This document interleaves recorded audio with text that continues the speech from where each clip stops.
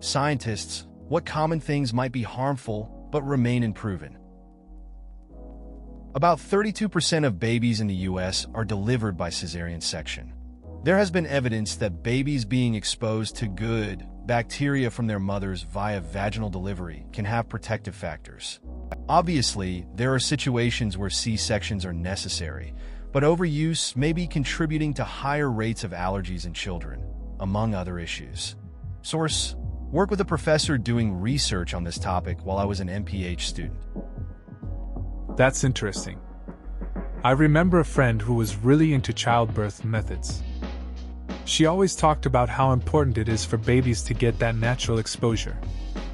She gave birth naturally and was proud of it. While I see the need for C-sections in some cases, it does make you think about how they might affect kids long term. Makes sense that research in this area is crucial.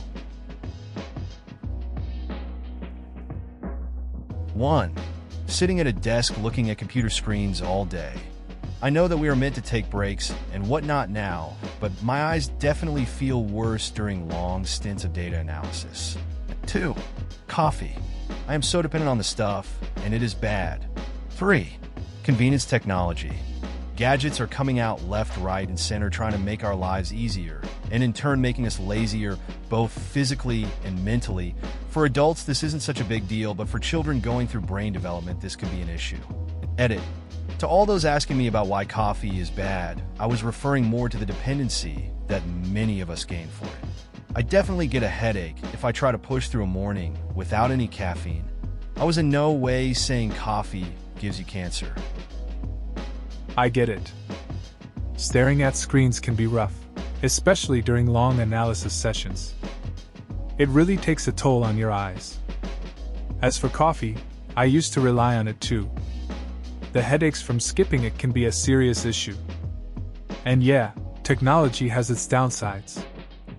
It's convenient but can lead to laziness, especially among kids. They really do miss out on essential life skills when everything is made easy for them. The extreme use of workout supplements by teenagers, college kids, and athletes. None of it has been proven. None of it has significant research to back it up, and the dude at GNC has absolutely no idea what it does. While it isn't an adverse effect the first or second time, we see that there are radical effects over several years of using them. For example, an increased level of exogenous creatine will result in an excess exogenous quantity of blood creatinine. Your kidneys will have to pull this creatinine out of your blood, and at high levels creatinine will cause high stress on said kidneys. Over time, they will become overworked and underefficient, showing damage and signs of the first stages of kidney disease. Source: BS Biochemistry, BS Physics of Medicine, MS Bioinformatics medical student. It's wild to see how many young people rely on these supplements without really knowing the long-term effects. I had a friend in college who was obsessed with getting bigger.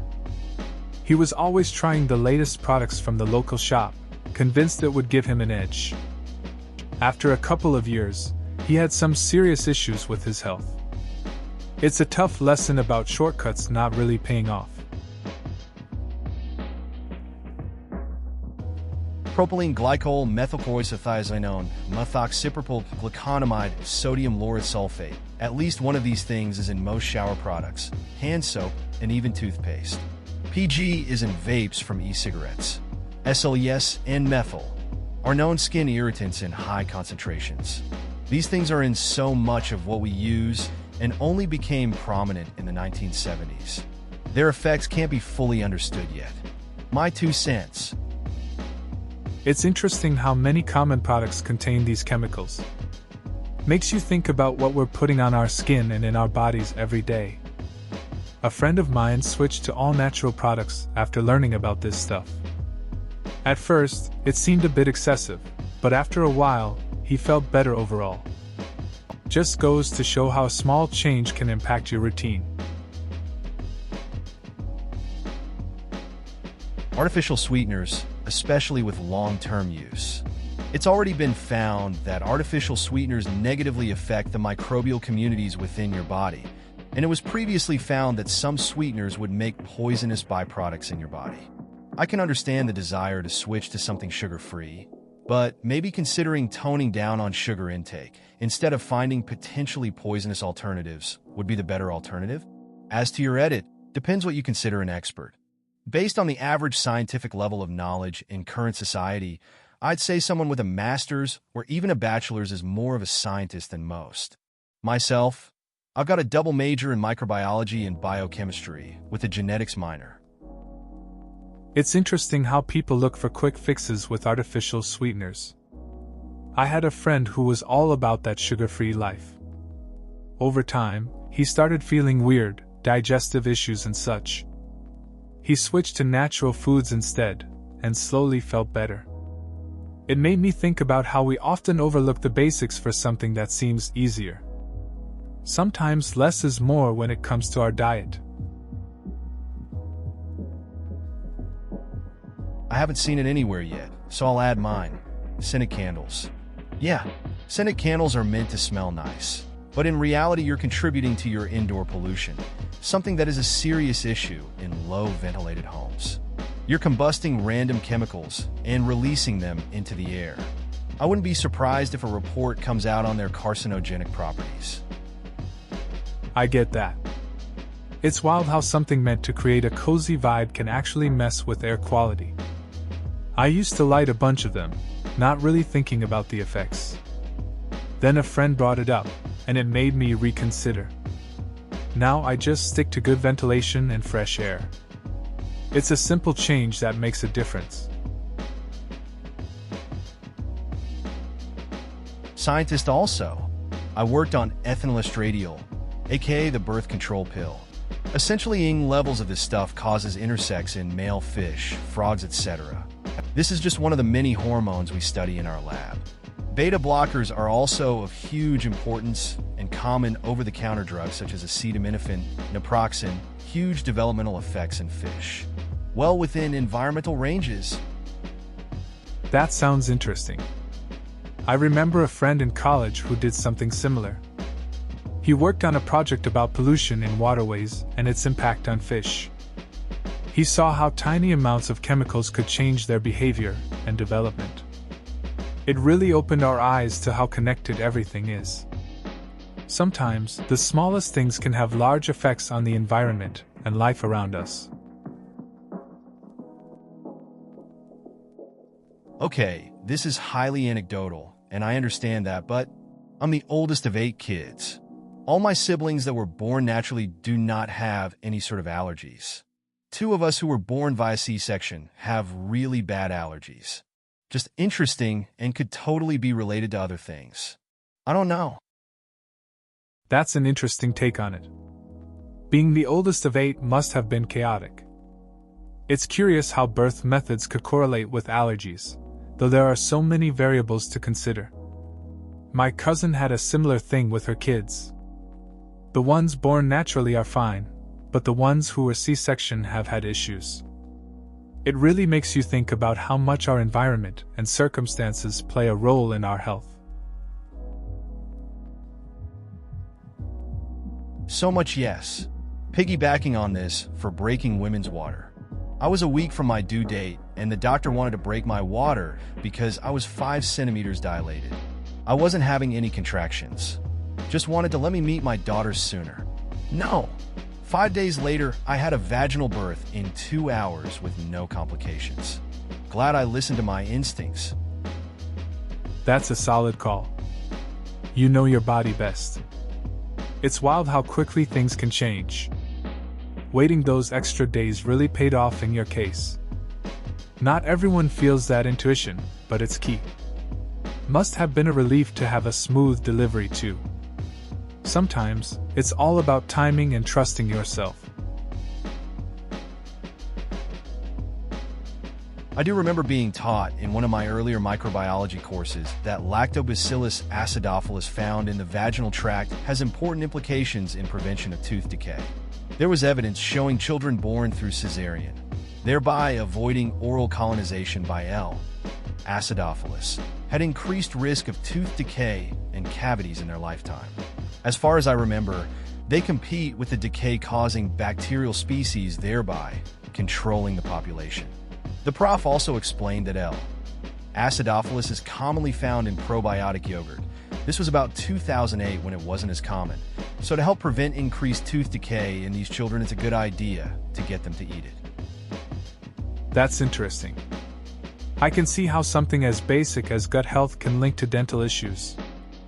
I remember a friend telling me how they switched to probiotic yogurt for their kid after reading similar stuff. They were like, "It can't hurt to try." Seems practical to address things early, especially with all the factors that can influence health later on. It's cool how interconnected everything really is. I work at a food factory, and this has always disgruntled me. When something I scrubbed and sanitized the shit out of for half an hour still had an ADP count of 3, how clean are the floors and conveyor belts? I remember asking QC about the effects of using the same sanitizers without complete kills, and they said something like, "We just have to get all of it." I hope they were in denial. I get it. Working in a food factory can be frustrating, especially when you put in effort and don't see the results you expect. It's disheartening when cleanliness standards don't feel as high as they should be. Asking QC was a good move, but their response sounds a bit vague. Makes you wonder about the bigger picture of food safety, and if everything is being taken seriously. You just want things to be clean, right? About 10 years ago, I remember reading about the evolution of bacteria and viruses in National Geographic magazine. I stopped using antibacterial soaps, only used Lysol-type products rarely, mostly when cooking with meat, and even tried to get my friends to start doing it. At the moment, I'm the only person at my workplace that didn't get the flu this year. I had one cold that lasted 2 days in total back in December. In just 10 years, I went from always having a cold and catching the flu once a year to a strong, healthy immune system. That's interesting. It sounds like a simple change made a big difference for you. I guess not relying on those products really let your body adapt. It's cool to see how habits can shift our health over time. Now you're the one at work who seems untouchable by the flu. Makes you wonder how others view such changes. Seems like a good conversation starter too. I've seen this discussed before on Reddit. From what I remember, someone said that it's not really possible to become resistant to the antibacterial cleaning product since it just destroys the bacteria completely. The analogy used was if a bomb destroys 99.9% of people in a city, with a 0.1% who survive bomb resistant. Is there any truth to that? Yeah, I've heard that analogy too. It makes sense when you think about it. If those cleaning products kill almost all bacteria, the few that survive don't really become resistant. They're just lucky. They didn't adapt or evolve, they just happened to be the ones that weren't affected. So, in a way, the discussion about resistance in this context doesn't really apply. I've thought this from the first moment I learned about microbial resistance in high school.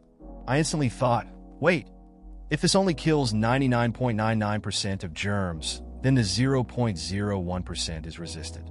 We are not a smart species. Edit. I know how microbes work, thanks. This was the thought of a very uneducated high school student. Thanks for all the pedantics. It's interesting how early thoughts can shape our understanding. I remember feeling similarly in science class, questioning everything. I like to think I was smart, but those realizations made me see how little we really know. Sometimes, it's the simplest questions that lead to deeper insights. Most of us have had those moments where we recognize the limits of our knowledge, especially in something as complex as microbiology. Materials Science PhD here. Be careful generalizing like that by just saying nanoparticles to start. We wouldn't want to scare people away from anything nano-sized just because it has the word nano in it. Some of today's most effective medicines involve nanoparticles/nanocrystals. Silver nanoparticles are enabling development of antimicrobial surfaces while minimizing antibiotic resistance risks. Polymer nanoparticles are also used as drug delivery materials. It's true that nanoparticles play a big role in medicine. I had a friend in grad school who worked with them. His research focused on using silver nanoparticles for wound care. He always stressed how important it was to explain the benefits properly. Misleading info could turn people off from something really useful. It's cool how science can make such a difference when shared the right way. In response to your bonus story, this is something that is definitely not a joke and is seriously being considered. The general theory is referred to as the hygiene hypothesis and suggests that infections with intestinal helminths can prevent the development of allergy. If you look at two maps of the world, one displaying incidence of allergy/asthma and one displaying helminth infections, you'll find that allergy is very common in developed nations and helminth infections are relatively non-existent. In contrast, developing nations have a high incidence of helminth infection and low rates of allergy/asthma. Of course, this does not necessarily mean causation. Though in support, there have been numerous studies done that suggest mechanistic pathways for how helminth infections may prevent allergic disease. That's an interesting perspective. I remember a friend telling me about how their allergies seemed to lessen after spending time abroad in a developing country. They were exposed to different bugs and stuff. It kind of fits with that whole hygiene hypothesis idea. It makes you think about how our environments shape our health, like maybe being too clean isn't always a good thing. Just a thought. Regarding the first, I believe the rule is you're supposed to do a 5-minute break every hour. But really now, who does that? At the end of the day, though, sitting at a computer screen all day is far less taxing on your body than most physical labor jobs, though. Edit. I'm not saying go home after work and eat a tub of lard after your desk job. Guys, obviously you need to be active in your life too. Yeah, I get that. Most people just push through and forget breaks. It's easy to sit at a desk for hours without thinking about it. But I guess it's all about balance. A friend of mine used to work long hours too, but he made it a point to hit the gym after work. Definitely helped him stay sharper for his job. Just good to integrate some activity into the routine. I think your last point is the most salient. I'm 30, so my life was basically half and half.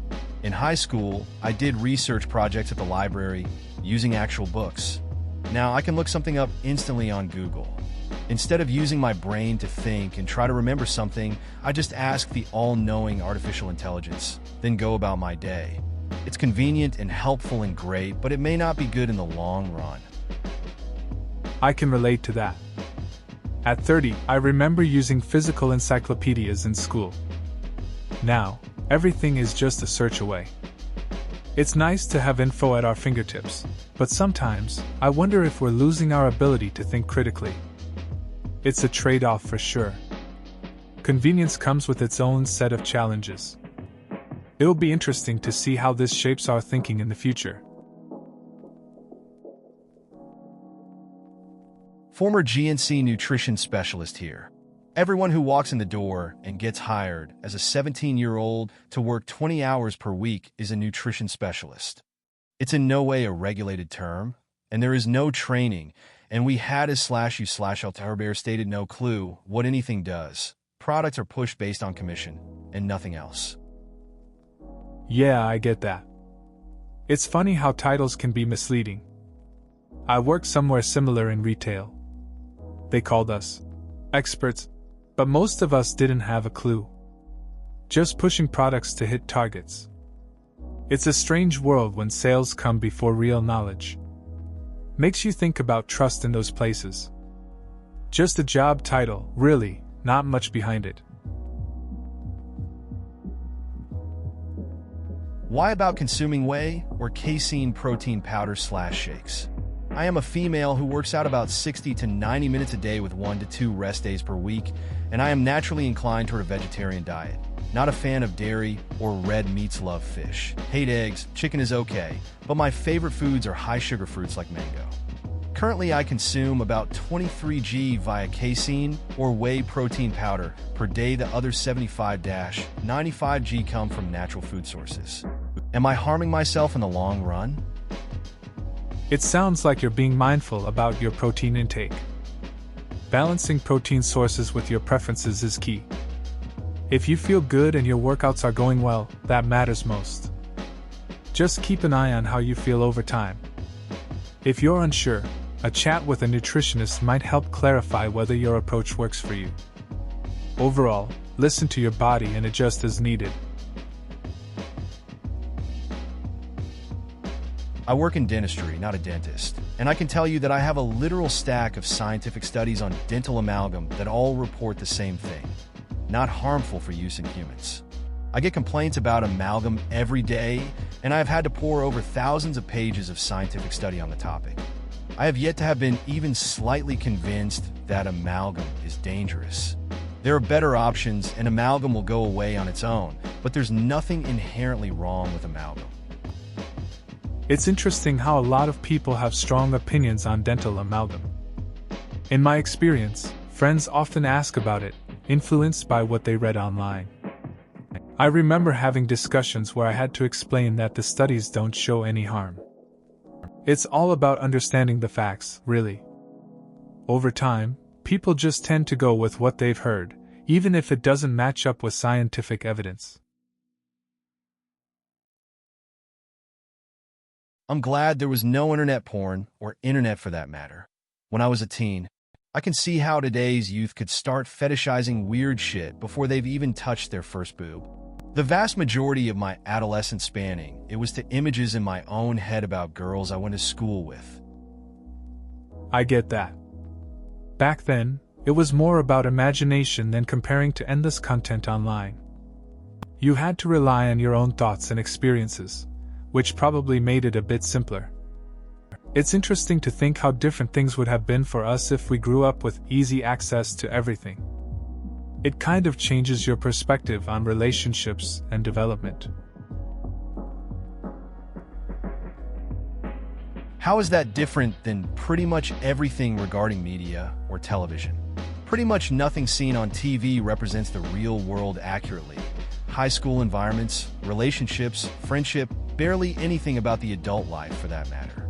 Stereotypes about men and women probably deserve a mention too. Yeah, I get that. Media often doesn't reflect reality well. I remember in school, we had this group of friends who were totally different from what you see on TV. There were no big dramas or love triangles. Just hanging out, gaming, and dealing with everyday stuff. It felt more real than anything I'd seen on screen. Life is just simpler, but media loves that extra flair. Additionally, soy being in everything, at least here in America. In terms of prevalence in food, it's as bad as high fructose corn syrup. And the foods that it's in have no reason for containing soy, e.g. pasta sauces, breads, and so on. I think soy consumed in moderation in its whole/close to whole forms, edamame tofu, can be healthy, but the fact that the American food industry is carpet bombing the populace with soy, I suspect, is going to cause long-term health issues, especially for women since it is a phytoestrogen, as /U/W00Z pointed out. Credentials, BS. In animal science, but more importantly, soy gives me migraines and I must avoid eating it. Attempting to buy food without soy in it is very, very challenging. I get that. Trying to avoid soy these days is a hassle. It feels like every food has it, even where it shouldn't be. I know a friend who has similar issues. They ended up learning to cook everything from scratch just to dodge soy. It's wild that something so common can mess with your health, especially when you're just trying to eat normally. Makes grocery shopping a real challenge. I was talking with another mom once, and she said that while she was pregnant with each of her 7 kids, she drank soy milk and ate tuna every single day for protein. I was stunned. I just sat there with my jaw dropped open trying to figure out how to break it to her that you're supposed to avoid those things while pregnant, but in that time she changed the subject, so I didn't mention it. She's pregnant again now. Ugh. I can't believe she thought that was okay. You'd think after having 7 kids she'd know better. It's wild how some people just don't get the basics about pregnancy. I mean, it's one thing to be unaware, but with all the info out there, you'd hope she'd have picked something up by now. Hopefully, this time around, someone gives her a heads up before it's too late. So far, no one's seeing any HFCS specific problems, and honestly, I don't see anything worse about it than regular sugar. It's in everything because it's cheap. Economically evil would be a good way to describe it. But because it's in everything, we get the same effects as taking in a bunch of extra sugar every day. I've noticed that too. It feels like everything has added sugars these days. A friend of mine tried to cut back and struggled to find anything without it. Even basic groceries are packed with hidden sugars. It's kind of wild how we get used to tasting sweetness everywhere. Makes you wonder about the long-term effects on health. There have been some findings showing that certain flavors produce diacetyl when heated above a certain temperature, but as far as what's in those oils, it's a combination of 3 to 4 things: propylene glycol, vegetable glycerin, nicotine, and various flavorings. Now, all those ingredients are relatively safe to consume on their own, and I'm not saying that heating up these ingredients is 100% safe. There's not enough science to say that. But I will say that it's not like someone just made a slew of cyanide, gasoline, and some cherry flavoring and started selling it. It's interesting how we often find ourselves mixing substances without knowing all the details. A friend once tried making their own flavored vape juice, thinking it was simple. They ended up using some questionable ingredients, and the flavor was off. We had a good laugh about it later, but it's a reminder to pay attention to what we put in our bodies. Not everything that seems safe is truly harmless. Well, one thing for sure, it isn't oils. I've seen people make these things. Yeah, I had worries if it was safe or not. The same ingredients I've seen people use to make the electronic cigarette juices, or e-juices, per se, are the same ingredients even you use in everyday products. Vaping has stopped me from buying a pack of cigarettes, or even touch a cigarette for almost 2 years. I feel great, I don't cough in the morning, and I have more stamina than I used to when I did smoke. I'm not saying it's the safest thing to do, but it sure as hell made me feel better. It sounds like you found a way to step away from smoking. Switching to vaping can really change things up. I get the concerns about safety, but it seems like it worked for you. Not having that morning cough and gaining stamina makes a difference. Everyone's got their own journey with these habits, but if it helps you feel better, that's what counts. Just stay aware and keep doing what's best for you. In the community/cult around, it seems to have absolutely no skepticism about it whatsoever. Talk to some of the people who are passionate about this and say, don't you wonder if this is unhealthy? And they will jump down your throat with all the reasons it's not only not unhealthy, but this shit is practically good for you. The articles last week, which linked to studies that called it safer than smoking, were lead into Reddit with headlines like "Vaping is safe." It's completely insane. I get that these things are helping people quit smoking, and that's great. Just maybe apply a little caution about the stuff you ingest from time to time. I've seen this kind of thing before. A friend got really into vaping because it was marketed as safer. We had a conversation about it, and they got defensive, listing all the reasons it was fine.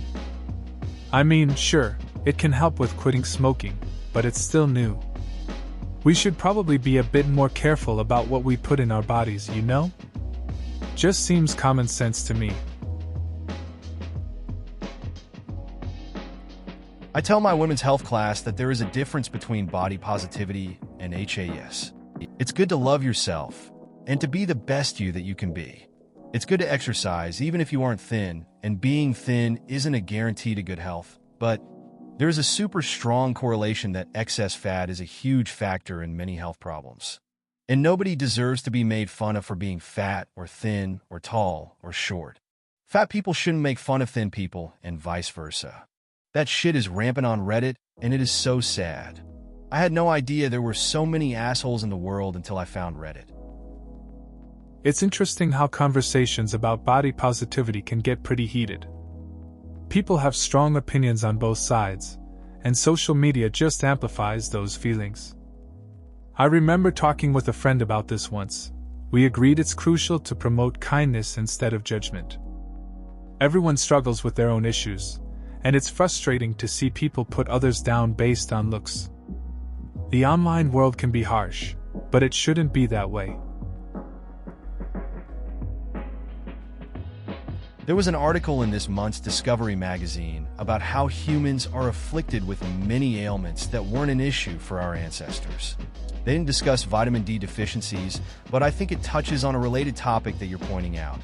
The article pointed out that human lifestyles have changed so rapidly over time that our bodies and evolution has not been able to keep up. This makes sense. We've become so far removed from how our ancestors lived. It's strange to think about how some of these modern issues didn't exist back then. People were more active and connected to nature. Now, we sit a lot more and are exposed to all sorts of new stressors. It's a wonder our bodies are managing to adapt at all. Makes me think about how we can fix this. How I and my family do it is I have a small container where there is a soap and water mixture. I soak the sponge, scrub the dishes, then rinse carefully with warm water. When someone is feeling lazy, not rinsing them properly, we immediately know food tastes like soap. Ick! I wasn't aware people didn't rinse dishes. I thought it was necessary to rinse because soap. That's a pretty relatable story. I remember when I realized some friends skipped rinsing dishes too. We all had that one meal that tasted off because of it. It's wild how something so simple can mess up your food. But I guess everyone has their own method of doing things in the kitchen. Makes you appreciate the little habits that keep things tasting right. Adverts for it always show the dishes looking lovely and shiny, but covered in bubbles for dramatic effect. Hardly anyone I know washes and then rinses their dishes. They fill the sink or a bowl in the sink with soapy water and wash the dishes in there, taking the soapy dishes out and standing them to dry or drying them without a thorough rinse. EW. Thank goodness dishwashers are becoming more common then. Yeah, I get that. Most people just soak the dishes instead of giving them a proper rinse. I used to help a friend with their dishes, and it was always a mess. Now with dishwashers becoming common, it's way easier. Just load them up and let them do the work. Makes cleanup a lot less of a hassle. Just wrote a similar paper. I focused on fish instead of frogs, though. Here are a couple of relevant citations that I /found on Google Scholar. Response of antioxidant enzymes in freshwater fish populations, Leuciscus albernoides complex, to inorganic pollutants exposure. Science of the Total Environment, 281, 153 to 163. Swan, S.H., E.P. Elkin, and L. Fenster. 2000. The Question of Declining Sperm Density Revisited. An analysis of 101 studies published 1934 to 1996. Environmental Health Perspectives 108:961-966. There was another great paper I read for a class on EE2 affecting juvenile trout development, but I can't find it anywhere. Good luck on the paper. That's interesting. I did a similar project on fish myself. It was cool to dive into the effects of pollutants on aquatic life. The papers you mentioned are solid. I remember struggling to find references for my work too. It's funny how one topic leads to another. You just get lost in the research sometimes. Good luck with your paper. I'm sure it'll turn out well. Very little? Actually, filters only remove certain things, typically only what they're made to remove. Carbon filters, for instance, only really remove chlorine and byproducts, but don't remove pharmaceuticals. There are filters specially made to remove pharmaceuticals, but they don't do other things like THMs or VOCs unless there's carbon or something else to do that. If you want water with nothing in it, your only options at the moment are reverse osmosis or distillation. The latter is terribly expensive unless you're in a really hot place or able to focus natural heat, because it purified water by heating it and extracting the steam. Reverse osmosis, on the other hand, purifies by forcing water through extremely small holes, so small that almost nothing but H2O gets through. I remember a time my friend bought a water filter, thinking it would solve everything. He later found out it only took out some stuff, not all the junk in there. He ended up diving deep into options like reverse osmosis, which sounded complicated. We joked about it over coffee, how we just wanted clean water without all the fuss. Lesson learned, I guess. Simple filters aren't really simple. Please consider subscribing if you enjoyed. Love.